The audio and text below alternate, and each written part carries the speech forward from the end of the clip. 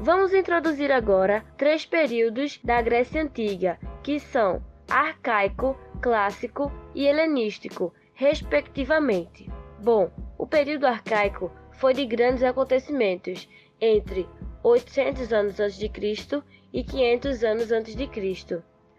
Por exemplo, o declínio das comunidades patriarcas dos gênios, a formação de cidades-estados, o surgimento da democracia, principalmente em Atenas, a sistematização de legislações, a colonização grega e o aparecimento do alfabeto fonético.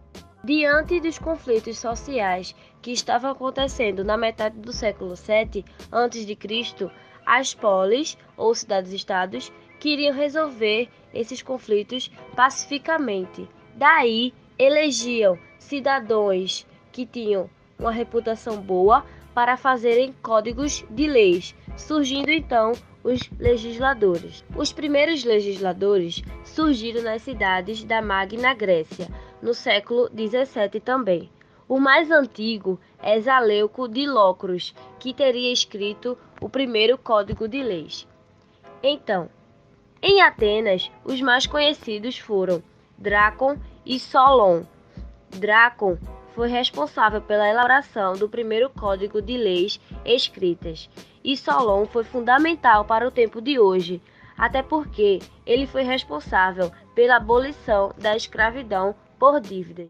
A economia grega mudou bastante para o que era no período homérico e passou para o período arcaico, em que os antigos gênios foram transformados em unidades políticas maiores, chamadas de polis, controladas por uma aristocracia proprietária de terras.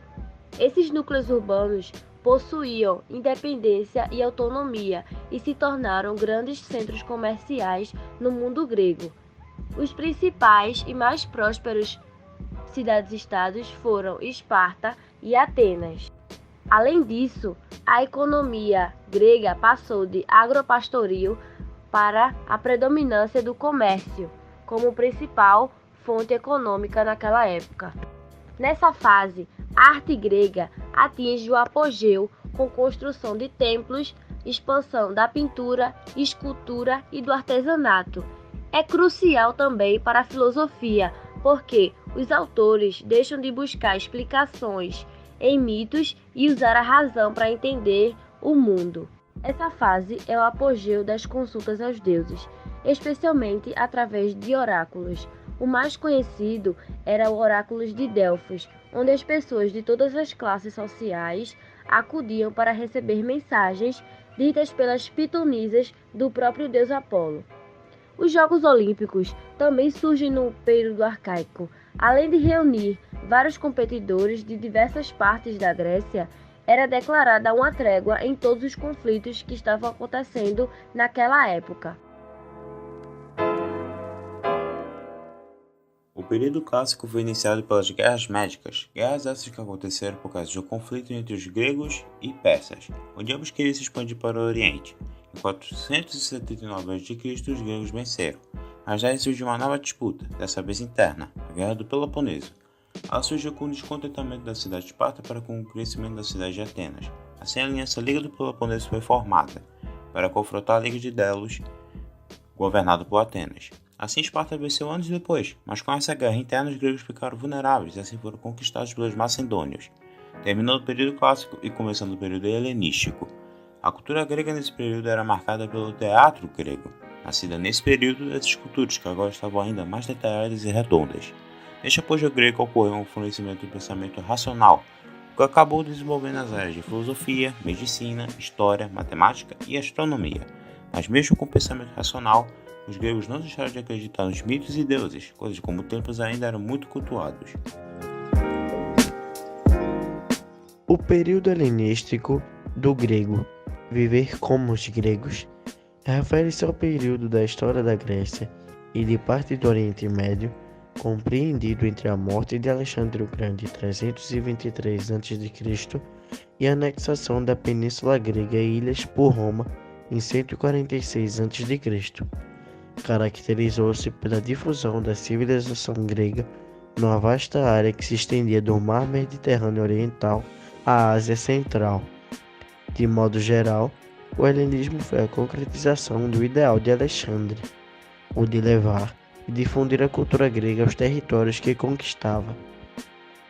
A cultura helenística resultou da fusão da cultura grega com a cultura oriental, promovida pela expansão do Império Macedônico com Alexandre Magno.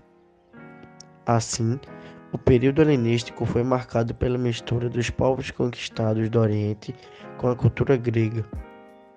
Ao construir templos, ágoras e ginásios por onde passaram, a cultura grega foi se expandindo.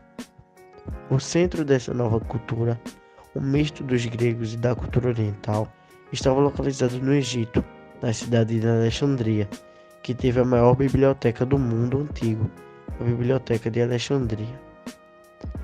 No rescaldo das conquistas de Alexandre o Grande, a cultura grega se espalhou e entrou em contato muito mais próximo com as civilizações do Oriente Médio e Egito.